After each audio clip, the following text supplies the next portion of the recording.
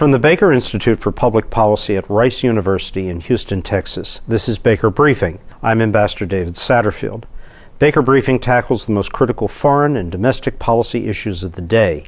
Each episode is recorded in front of a live audience at Rice University in Houston. Today's topic, Texas's drug crisis. Today I'm pleased to welcome Judge Ed Emmett, former Harris County judge and Baker Institute Fellow in Energy and Transportation Policy. Dr. Katharine Neill Harris, Alfred C. Glassell III Fellow in Drug Policy, Baker Institute for Public Policy. Ed Gonzalez, Harris County Sheriff, and Kim Ogg, District Attorney of Harris County. Thank you, Ambassador. Let's start with some basics. The Center for Disease Control estimated that over 5,000 people died of drug overdoses between July 2021 and July 2022. That's just in Texas. And in Texas, fentanyl overdose deaths rose 399%. By my calculation, that's almost 400%. So it's a huge increase. So, Dr. Harris, let's start with a basic question. What is fentanyl? How does it tie to the whole opioid crisis? And do people even know they're taking fentanyl? Are they taking it on purpose? Or is it part of something else? Yeah, so I'll start with the first part of that. Fentanyl is a synthetic opioid. It's about 50 to 100 times stronger than heroin. It's used in hospital settings very often, actually, but the fentanyl that we're seeing in the illicit market is illicitly manufactured and produced. And then it's used in other drugs that are on the street. Now, originally this was limited to opioids, and you saw it a lot in heroin, but now we've sort of seen it become much more prevalent in other kinds of drugs as well. Lots of counterfeit pills, for example, that now have fentanyl in them. The reason that it's so dangerous is because of its potency. So people that have a low opioid tolerance, it becomes much easier for them to overdose. And to your question about whether or not people know, the answer is it depends. There are some people who do know, who are aware that they have fentanyl in the drugs that they're taking, especially if they're opioid dependent.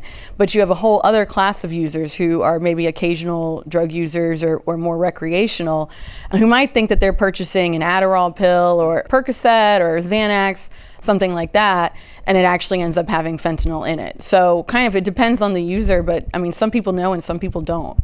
Let me stay with you for just a minute. Mm-hmm. How does Texas compare to the rest of the nation in terms of deaths and overdoses? For a while, we were kind of behind in terms of our rate. Now, Texas is third in the nation in terms of the number of overdoses that we're seeing. It's also important to note that the state does a very poor job of tracking overdoses. We have 254 counties in Texas. Only 15 of them have medical examiners. In the other counties, cause of death is determined by a justice of the peace. That is a legal position, not a medical position. That's why we have reason to believe that the actual count of overdoses in Texas is much higher than the official numbers. Thank you for that. Sheriff Gonzalez, so what does it look like in Harris County, in your jail? What are you seeing? Here in Harris County, I want to say that it was much more prevalent primarily in the east and northeast part of the country, but it definitely has evolved here into our county, and I think the last 2 years in particular, the number of overdose-related deaths has just skyrocketed, and this year is already trending in that direction. I don't have exact numbers, but I know anecdotally, I know that we're also encountering it out in the streets much more, and it is definitely much more potent, much more toxic, especially juveniles. We're seeing an uptick in juvenile deaths related to overdoses. As we just heard, when they take it, it can be deadly and it's very quick. And this is something very scary. We also see a high number of individuals that come into our jail system that are dependent on drugs and on fentanyl, which again, it's just a very dangerous crisis that we're seeing. And sadly, we just haven't heard enough about it. I think we are now, and I think the opportunity of this podcast to talk about it, but we're definitely seeing an uptick here in our own backyard in Harris County and across the state of Texas. Is there a disproportionate impact on certain communities in Harris County, or is it all across the county? I think it's all across the county. I don't think it's unique to any one community. But again, I think that's why it's so important to us to bring these informations to the forefront. I think it's important to have thoughtful discussions about this, both at a macro level and a micro level as well. Sometimes we talk a lot about the influx of fentanyl from the major producing countries of China and Mexico, for example, but there's also India and many others, which really complicate all these different corridors about how they come into the United States. but sometimes our talks like on immigration and drug policy are very limited, in my opinion, and not very sophisticated. And that's why I think that ultimately we're not solving big problems, and they continue to spill into local communities such as Harris County. So District Attorney Ogg, your office is responsible for prosecuting people who break the law. What's been the impact on your office of this sudden rise in fentanyl deaths, and what resources do you have to do it? And I'm going to throw a third question. Are you ever able to really find the people who are supplying it? The impact in Harris County of the war on drugs in the 70s, 80s, and 90s led to a lot of jailing, and a significant part of our attorney's docket being taken up with possession cases and some delivery cases. When I was elected in 2016, there really had been a shift in the country's focus about where we wanted our law enforcement resources to go. And possession was thought of as something by more people that should be treated, whereas delivery of drugs, especially at the commercial level, is still considered criminal and high risk and deadly to many people. We currently have a much smaller percentage of our overall docket now charged with these types of crimes. We have about 7,500 roughly controlled substance cases. Over the 35 years I've practiced, I've seen as many as 30,000 in our system at one time, or a third of our docket in a year. So we're seeing, I'd say, fewer cases than we did 10 and certainly 20 years ago. But the severity now and the impact of these drugs on the population using them is greater, because the drugs are deadlier, for exactly the reason that Dr. Harris told you. Many people, and which you suspected, many people don't know when they ask a friend for a drug at school, if they buy a pill off the internet, they often think it's what they want, whether that's Adderall or Xanax or Percocet. Instead, what they're almost all getting are pills that are predominantly methamphetamine and fentanyl, both high-risk drugs in unknown quantities and in irregular quantities, even in the same illegally manufactured batch. So we're seeing many more accidental deaths, which now put the people delivering or dealing the drugs at a greater liability in criminal law. And so now we're seeing the opportunity and the responsibility to move up the ladder against dealers. And we have been effective at that to some degree, and I want us to be more effective, because the poison that is killing young people, literally more than the number of people being murdered in Harris County, it is not acceptable. We have to stop that. Law enforcement can do that. I think we have to have a reasonable and balanced approach to those who possess and lean more toward treatment, and that's what's happened in Harris County. So, District Attorney or Sheriff, I don't know who wants to take this. We all remember the days when people would be caught with a little bit of marijuana and they'd be arrested and put in jail. And now we have a whole diversion program for that. And for the most part, they're not jailed. What happens when you pick up somebody that's, is the right term, high on fentanyl? I don't know. Yeah, well, they're impaired. There's an impact of their driving, or sometimes we see drug-related offenses that are occurring, or gun violence related to drug activity as well. So we're still seeing that, where there's a lot of co-occurring as well, where sometimes there may be some underlying mental health issues. We always grapple with what came first, some of the mental health issues that led to the dependence on drugs, or vice versa. We still encounter individuals that are high, that are committing crimes at times, but as much as we can, we try to have a fair and balanced approach. We do seek alternatives to incarceration. You know, when I was with then City Council, we were able to launch the Houston Recovery Center when it came to trying to divert individuals that were perhaps impaired or intoxicated, and that's been a big success. And I think we need to continue to be thoughtful and continue to find capacity to add more treatment opportunities, because that's always an issue similar to mental health, as you well know, is creating a capacity to bed space for treatment and the cost. If you have insurance, you could seek treatment, but there's many that are uninsured in our community. So then where does the funding come for that treatment? Well, and I would like to kick in here because we have a treatment court. The reintegration court started in October of 2016, has seen approximately 5,000 people a year. The seriousness and riskiness of the offender that we're now sending is much greater than it used to be because we've eliminated, under my administration, trace cases. Basically empty crack pipes with residue. Those are no longer being charged. Marijuana is no longer being charged. So we've increased our focus on the more serious users because they are higher risk. But what our treatment courts recently showed in a study that was produced over about a 3-year period is that after treatment, even in our high risk and moderate to high risk groups, we see our recidivism cut in half.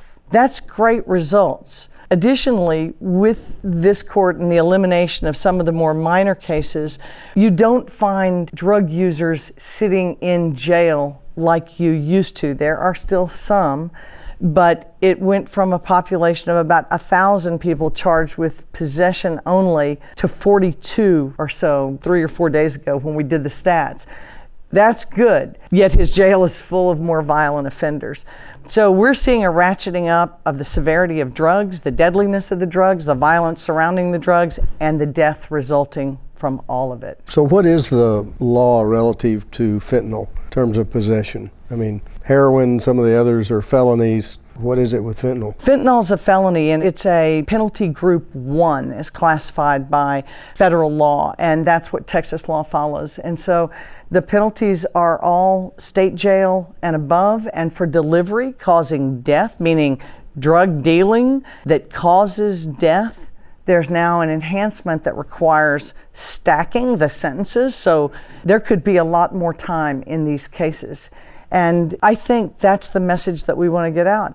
Don't deal because you really don't know what you're dealing. You may kill somebody. We're going to punish you for it when the police catch you. And you're going to have to live with that the rest of your life. Some of these people are friends. So I think that's an important point. And it's so prevalent, and it's such an important point that the District Attorney Ogg just made, that even in the legislature's considering a bill that Dr. Harris is assisting with, that we're tracking in terms of the testing strips, so that individuals can utilize those strips at minimum and at least know what they're taking. Because let's raise awareness, let's be open about it, and obviously we don't want to condone usage, but if they're going to take something and they don't know what's in it, better for them to test it. So we hope that gets approved this legislative session. That's a good point. I'm going to come to you in just a minute, Dr. Harris. That's a good transition because, again, the whole question of do they even know they have fentanyl? And so how do you end up charging somebody with that? So the real goal here is to reduce deaths, right? So, Dr. Harris, with that in mind, you've proposed several methods that could reduce deaths associated with opioid uses. What say you about it now? Yeah, so I'll start with the fentanyl test strips, as Ed brought that up, and that's been a very popular intervention that we're seeing. So a fentanyl test strip, basically, it's a strip that was originally designed for testing urine for the presence of fentanyl. It's been modified so that it can now test for the presence of fentanyl in a small sample of drugs. The strips cost about $1 to $2 each. They are considered paraphernalia under Texas statute, right? So there are organizations that sell these online. I, as an individual, could probably go online and buy them for myself, right? And law enforcement isn't going to know that I have them at my house. The problem with them being illegal under the state law is that providers cannot distribute them. If the jail wanted to give them to people that were leaving the jail, they cannot do that because they are illegal under state law. So the idea this session is to get the state of Texas to say, okay, these testing strips for fentanyl are no longer criminalized, right? That using those, distributing those is permitted. There's been a lot of support for that. We've seen a lot of bills authored by Republicans. We've seen Governor Abbott say that he supports that. I do hope that we as a state can go one step further and also allow testing for other adulterants other than fentanyl. Right now, that's the conversation that we're having is about fentanyl for the obvious reason that that is the drug that's most implicated in overdose deaths. But it would be short-sighted of us to focus just on that one drug, which is something that we have a history of doing as a country, right? Where we focus on one specific drug at a time, and then we don't know what to do when there's a new drug crisis. And we're already seeing all of these other kind of synthetic substances evolving and coming onto the drug market. And so it would be better for the state to be prepared for that and to allow people to test their drugs for other adulterants as well as fentanyl. That's one of the things that we'll be really pushing for this session. One of our prosecutors who runs the treatment court says there is a population of offenders that are picked up by law enforcement who are addicted to the drug fentanyl itself. They're not accidental or incidental users. They're usually heroin users who, in seeking a greater high, have moved to a much stronger substance. They actually, according to our prosecutor, carry Narcan and have access to that so that if they accidentally OD, they can possibly be saved. I think that's a different population than we see dying accidentally of overdose. They do die, those fentanyl users, and it is common, but we're also seeing the unintended deaths. There are two separate populations like that, but I will say that the people who are now today sort of addicted to fentanyl, the way that that happened for a lot of those people is that they got inadvertently exposed to it. Maybe they were already opioid users and they were buying what they thought was heroin or a prescription opioid that turned out to be a counterfeit. It had fentanyl in it. They became exposed to it. Their tolerance increased. So now they need that fentanyl to satisfy that level of opioid tolerance. If they had been able to test for fentanyl in the first place, maybe that could have been prevented, right? And so that's why I'm saying that now we should be more proactive and allow for testing for other adulterants, because we're seeing that already on the market. For example, there's a drug called xylazine. It's an animal tranquilizer that's mixed in with opioids. We're seeing it on the East Coast that is causing increased risk for overdoses. It also causes these very severe sores on people's skin. It creates a flesh-eating mechanism that it's not fully understood why it does that, but people are getting exposed to that unknowingly. If they had a way to test for it, maybe they could avoid it. And that's what we need to do now, is to be proactive. And the stakes are high. This is anecdotal, it's not confirmed, but if I'm not mistaken, last year in Harris County, Houstonians, 500 people died related to fentanyl. And we know because of the urine tests that are conducted through the Harris County Institute of Forensic Sciences, 500 Houstonians that died due to fentanyl. We know that and that's fentanyl only, that we're talking about fentanyl laced. Excuse me, Sheriff. We know that in our drug court in January, among a population of what's about 4,500 a year, that in 1 month, 8 people charged with possession of drugs died of fentanyl overdoses in 1 month. Of course, the cases are dismissed, but the cause is lost. So when we talk about drug deaths and overdoses, I guess I've been stunned by recently reading more people die of drug overdoses than die from gun violence and traffic deaths combined. Now, how do we get the public's attention on that? Who wants to take that one on? Well, I think we do now have the public's attention on that to a certain extent. I think that the conversation has shifted. I think that this session, the fact that we are in Texas and we actually are entertaining the idea of some of these policies that are more harm reduction focused, does signal a significant shift. And part of that is because the governor himself tweets very often about fentanyl seizures at the border. And as Ed kind of mentioned, there's been this sort of mix of immigration policy and drug policy that creates a whole nother political element to it. But I think that's put a lot of pressure on communities to respond. There are just more and more families who have lost loved ones to overdoses. I've spoken to so many families now who have lost their sons and daughters to overdoses. It's not just in blue places like Houston, it's all over. And so I think that the attention is there. I think that people are still trying to kind of figure out what to do about it, right? Now that we're sort of in this position of being reactive and we sort of agree that we can't just incarcerate our way out of it. And programs like the RIC Court are a great example of a way that the criminal justice system can respond more effectively than just locking people up. The unfortunate thing is that we have sort of defunded all of the other kind of responses that we could be using to deal with drug issues in the first place, right? Sort of the investment in mental health care and in drug treatment that still just isn't where it needs to be. So you've talked about the legislature having been there. I know nothing happens unless you have a patron, somebody that says, this is my cause. Who's taken up this cause in the Texas legislature? So just going back to the fentanyl test strips, since Governor Abbott said that he supports them, there's been, I want to say, 15 identical bills filed in the legislature. Representative Oliverson, which is Northwest Harris County, he authored a bill. Senator Brian Hughes in the Senate did. He's another higher level person. There's been a lot of people now who have sponsored it. The kind of question is who's going to carry these bills. Certainly they need Republican support. They're going to need to have the sign off of the governor and also the lieutenant governor.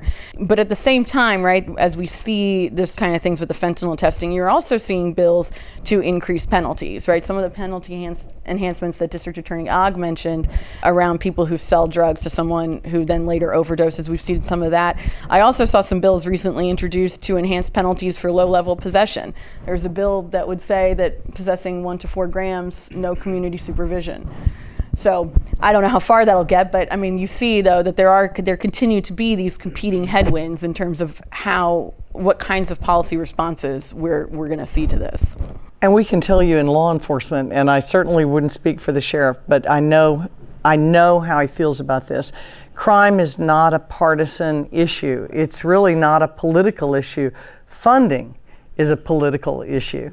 And that's where the rubber meets the road. And so we do need more resources in the community, but within the justice system, I've got to tell you, that's got to be fixed first.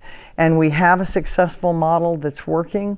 Law enforcement is working toward better and more thorough investigations of deaths caused by fentanyl. And we want to let the families know that it's important to cooperate with law enforcement should somebody, God forbid, die in your family of an overdose. We know that the best evidence is in the victims' phones, and that cracking a phone takes a lot of time, but parents have the opportunity to reveal the code and allow law enforcement to look at who those individual kids have been talking to. And that's how cases are made. And I don't think there needs to be a lot of empathy right now for those delivering these drugs. We know and they know that they can't control on a life and death basis what is in the pills that they're selling. And young people are dying from, they order one pill off the internet. And with something like DoorDash or the equivalent of it, it can be delivered to their home and they can be dead by dawn. And it's happened to more than one family. And so it's not that we're looking to punish people for no reason. We want to stop the criminal activity. And of course, at the commercial level, law enforcement, we've got about 500 pending cases over 400 grams, either with the intent to deliver or actual delivery. And that's 500 commercial drug dealers. And so we're looking at how we deal with them and trying to ensure that there's a consistent message that goes out that will bring the full force of the law against you, especially when it causes death.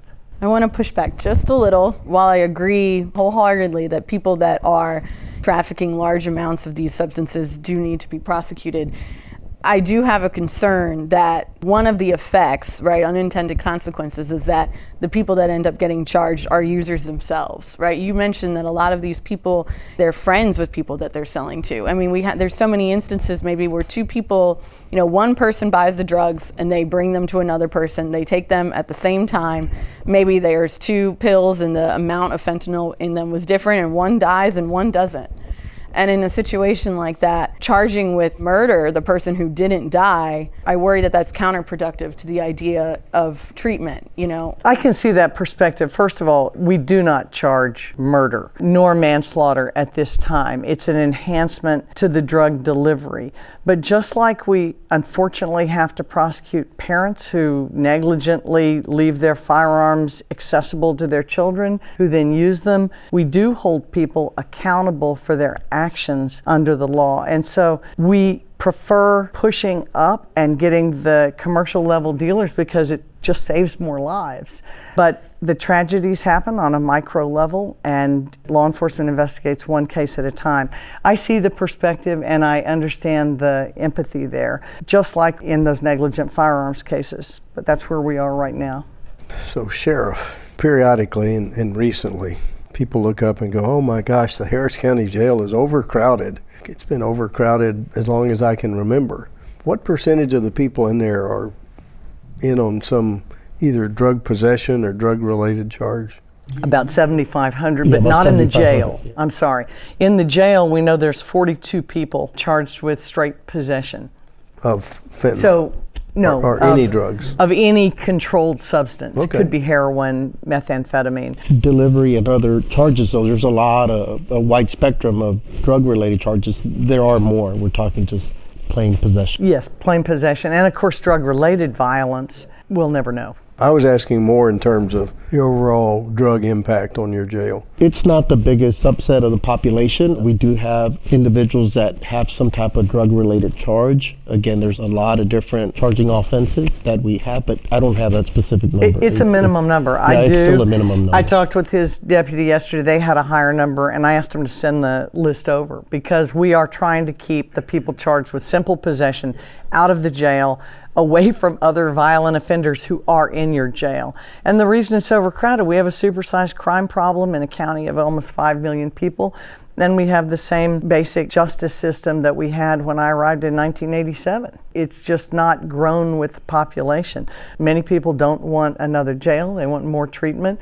Again, it's all about resources. And it's about how our government decides to spend tax dollars. And when it comes to this problem, we've at least all agreed on both sides of the political aisle that preventing deaths is what's most important to us on this particular problem. It's very similar when we were finally able to convince enough of the public and policymakers about mental health, that arresting people who really they had a mental health problem made no sense. What's the general age range in this opioid crisis? I'll turn to you, Dr. Harris. Yeah, so there's different trends depending on age, right? So the statistic that you mentioned, the more deaths than car crashes and gun deaths combined, that's the 18 to 45 range. That's a pretty big range in terms of where people are in life, right? What we're seeing now, the average age that we see, like in Harris County, for example, with overdoses is around 40, right? But then you have some people that are much older and some people that are much younger.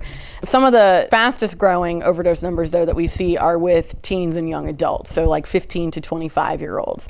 And that's not because of an increase in drug use, right? So use rates among these populations are stable or declining. It's, again, goes back to the lethality of the drug supply that is causing those overdoses, not necessarily some epidemic of more drug use.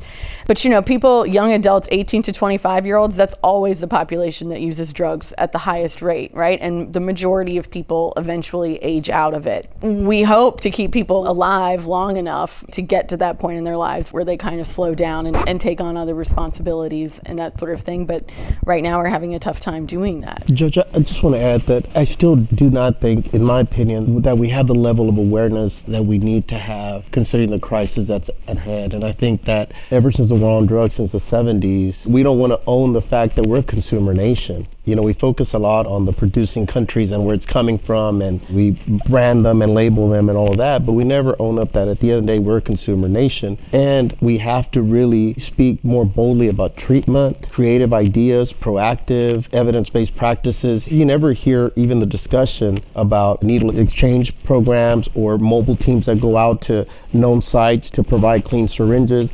And again, I'm not saying one way or another how we as a community may feel about that if we're there yet, but my point is to even have those conversations. It's not something that we regularly talk about. We talk a lot about gun violence, and that's understandable. But if you look at the number of deaths that are happening here in our community, it's astounding, and the average person doesn't know that. I think it's important to have the discussion with your family.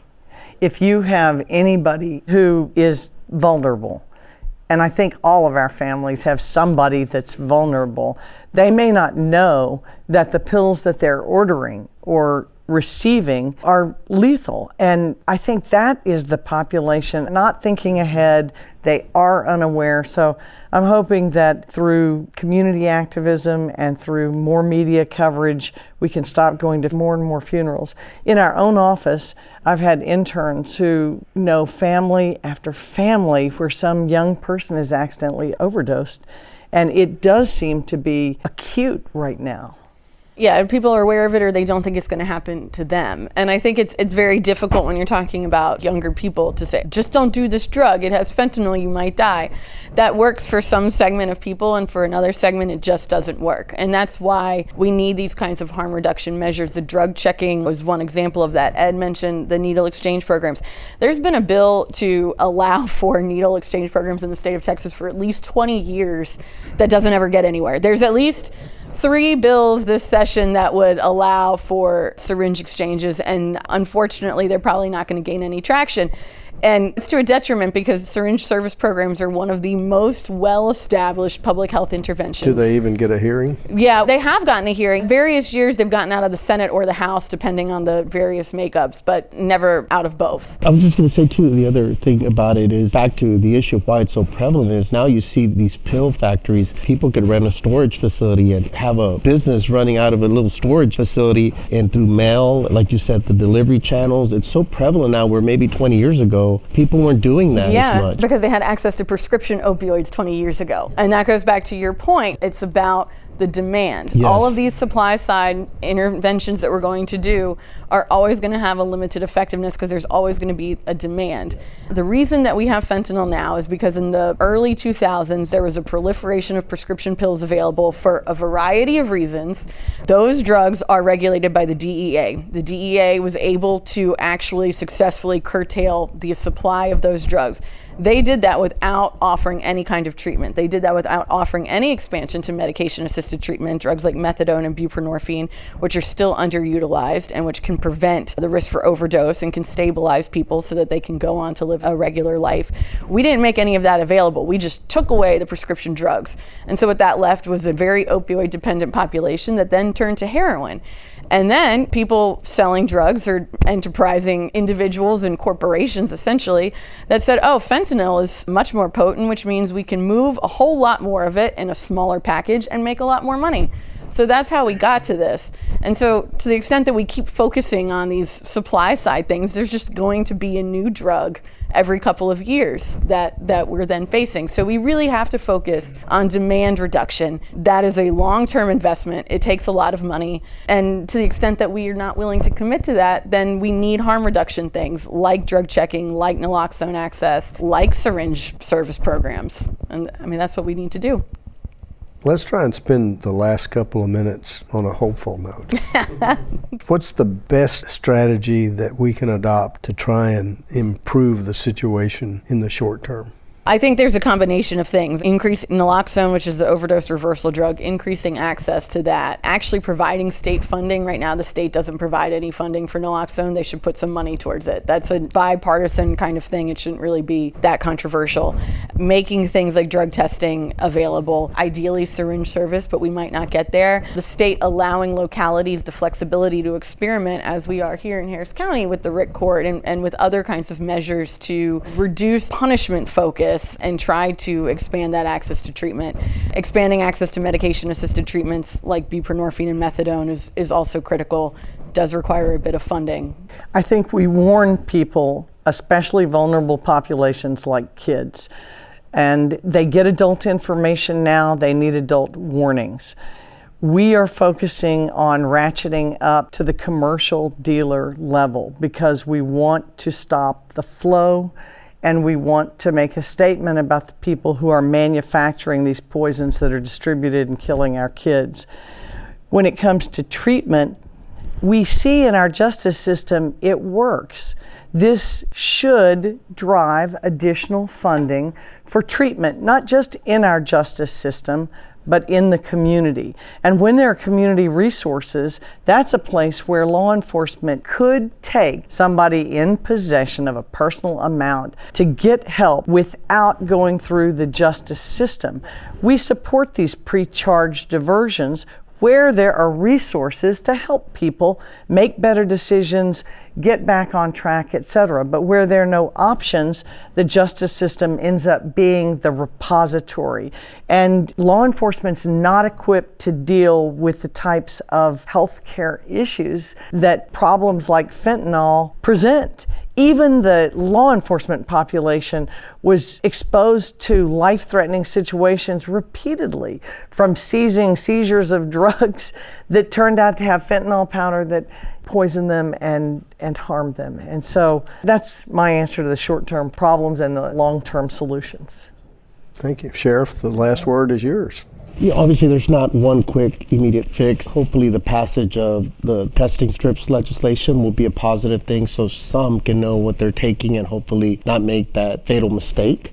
I think that's important. I think similar to what we've seen in this county years ago with how mental health policy evolved, and you were a champion for that, and developing a diversion center, for example, in your namesake, the Emmett Diversion Center, as outlets so we could successfully divert individuals that truly need help to the right place instead of looking at everything through a punitive lens. I always say that law enforcement in the modern era is in the front lines of three key issues: mental health, addiction, and poverty. And in my opinion, we shouldn't be in the front lines of those issues. We could have roles in those issues, but not necessarily be driving, because it tends to lead to incarceration.